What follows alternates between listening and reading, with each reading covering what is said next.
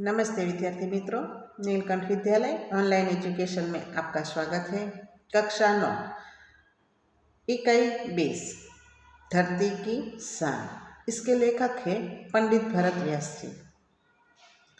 पंडित भरत व्यास जी ने धरती की शान के बारे में लिखा है, मनुष्य धरती का सर्वश्रेष्ठ प्राणी है।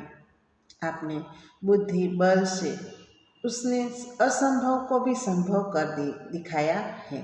जल, थल और नभ तीनों में उनकी अनोखी उपलब्धियां प्राप्त की हैं। प्रस्तुत कविता में कवि ने प्रत्येक भारतवासी को धरती की शान बताकर उसकी अभिनंदन किया है। मित्रों, हमने कविता में पंडित भरत व्यास जी क्या कहना चाहते हैं मनुष्य के बारे में, इसको देखा। अब हम पंडित भरत व्यास जी के परिचय के बारे में देखेंगे। पंडित भरत व्यास जी हिंदी साहित्य जगत के जाने माने गीतकार रहे हैं। आपका जन्म राजस्थान के चरू नामक गांव में हुआ था। आपने कई गीत काव्यों की रचना की है। आपकी गीत रचनाएं हिंदी फिल्मों में भी ली गई है। आपकी रचनाओं में विभिन्न मानव मूल्य प्रस्थापित हुए हैं। प्रस्तुत गीत में सन 1991 में आई हिंदी फिल्म गांव गोरी से लिया गया है। इस गीत में मनुष्य की महानता को देखते हुए मनुष्य को सबसे बुद्धिमान बताया गया है। मनुष्य ने अपनी बुद्धि और कठोर परिश्रम के बल पर जल, थल और नभ में तमाम उपलब्धियां अर्जित की है। अर्जित यानी ग्रहण। मनुष्य ने अपनी शक्ति से प्रकृति को बहुत सीमा तक अपने अनुकूल ढालने में सफल हुआ है। कवि बताते हैं, मनुष्य की शक्ति के सामने कोई भी कार्य असंभव नहीं है। मनुष्य जो चाहे वह प्राप्त कर सकता है, यानी कि मनुष्य की धरती की शान है। यह भाव काव्य में अंतर्निहित है।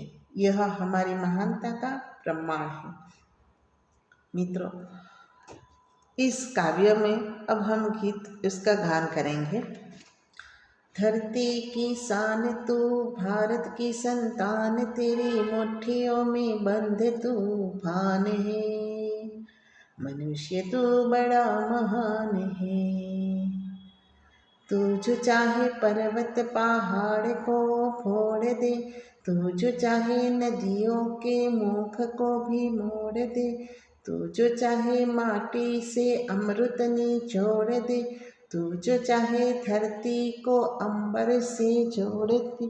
अमर तेरे प्राण, अमर तेरे प्राण मिला तुझको वरदान, तेरी आत्मा में स्वयं भगवान है रे। मनुष्य तू बड़ा महान है, मनुष्य तू बड़ा महान है। नयनों में ज्वाल तेरी, गति में भूचाल तेरी, छाती में छिपा महाकाल है। पृथ्वी के लाल तेरा, हिमगिरीशा भाल तेरी, भूटुक में तांडव का टाल है रे। नीच को तू जान, नीच को तू जान जरा, शक्ति पहचान तेरी, वाणी में युग का आह्वान है रे। मनुष्य तू बड़ा महान है, मनुष्य तू बड़ा महान है। धरती सा धीर तू है, अग्नि सा वीर, तू जो चाहे तो काल को भी थाम ले। पापों का प्रलय रुके, पशुता का शीश झुके, तू जो अमर हिम्मत से काम ले। गुरु श्यामतिमान, गुरु श्यामतिमान, पावन सा तू गतिमान, तेरी नभ से भी ऊंची उड़ान है रे। मनुष्य तू बड़ा महान है, मनुष्य तू बड़ा महान है। मित्रों, अब हम इस काव्य की समझौती को देखेंगे, आगे अभ्यास करेंगे। हम इसकी पंक्ति पंक्ति को समझते जाएंगे। धरती की शान भारत की संतान, तेरी मुट्ठी में बंद तूफान है रे, मनुष्य तू बड़ा महान है। शान, शान का अर्थ होगा गौरव। तो कवि कहते हैं, हे भारत माता की संतान, तू इस धरती का गौरव है। तू तूफान को भी अपनी मुट्ठियों में बंद करने की शक्ति रखता है। हे मनुष्य, सचमुच तू बहुत महान है, शक्तिशाली है। तू जो चाहे पर्वत पहाड़ को फोड़ दे, तू जो चाहे नदियों के मुख को भी मोड़ दे। कवि क्या कहते हैं कि हे मनुष्य, तू चाहे तो पर्वत को फोड़ कर रास्ता बना सकता है। तू जो चाहे नदी के प्रवाह को मोड़ने की शक्ति रखता है।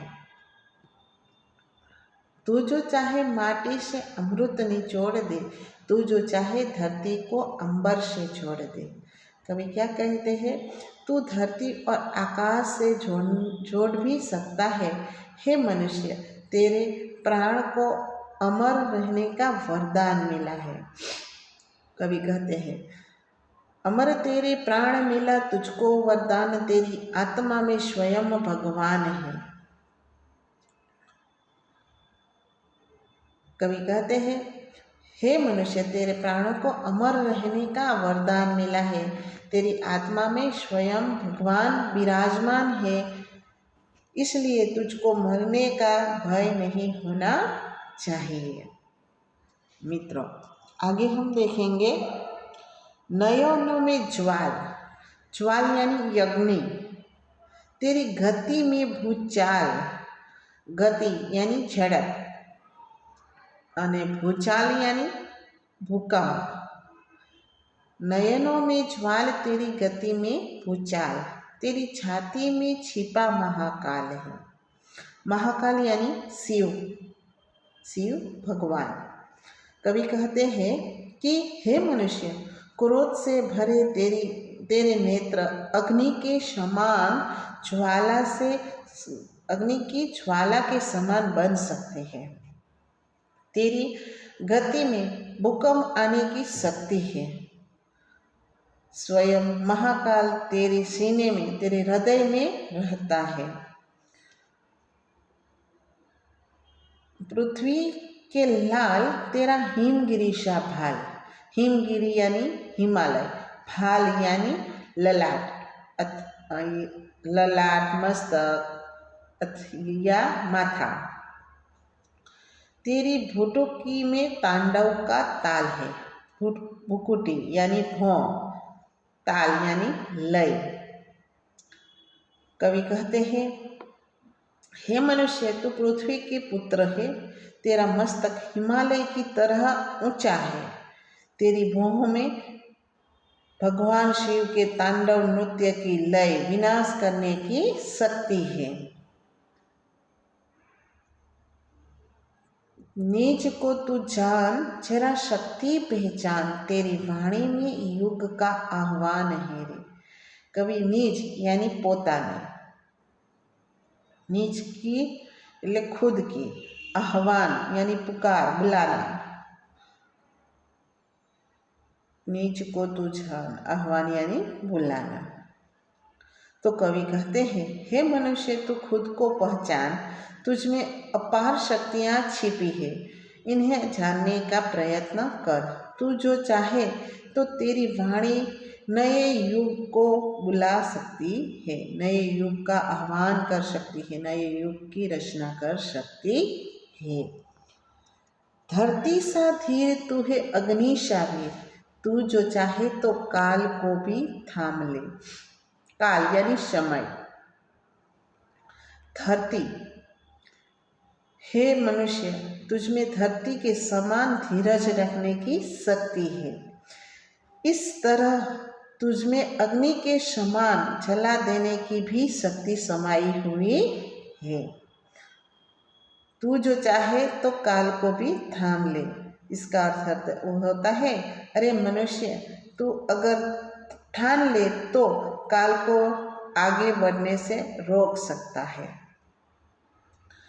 पापों का प्रलय रुके, पशुता का शीश झुके, तू जो अगर हिम्मत से काम ले।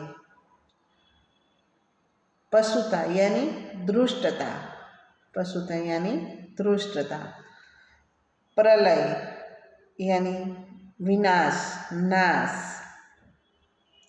प्रलय यानी क्या होता है? विनाश या नाश। तो कवि कहते हैं,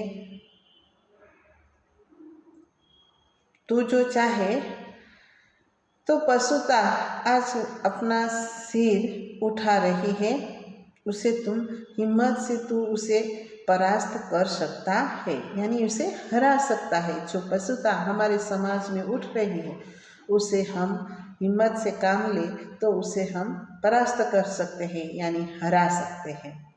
हे मनुष्य, तू इस प्रलय रूपी पापों को रोक सकता है, विनाश को तुम रोक सकते हो। गतिशा मतिमान, पवनशा तू गतिमान। मतिमान, मति यानी बुद्धिशाली અને गतिमान यानी रफ्तार वाला। तेरी नभ से भी ऊंची उड़ान है रे। कवि कहते हैं, हे मनुष्य, तुझ में बृहस्पति जैसी उच्च कोटि की बुद्धि है। बृहस्पति कौन है? हमारे देवताओं के गुरु। उसके जैसी उच्च कोटि की हमारे दिमाग में बुद्धि है। और तू वक्त के समान गति रखने वाला है। समय के समान तू अपनी गति को रखने वाला है, इसलिए तू आकाश में जैसी चाहे वैसी उड़ान भर सकता है। इसकी हमने कविता के सरल अर्थ देखे। मित्रों, आज हमने इस कविता में कविता का सरल अर्थ देखा। आज इतना ही। अगले वीडियो में हम इसके गुजराती का भावार्थ देखेंगे। नमस्ते।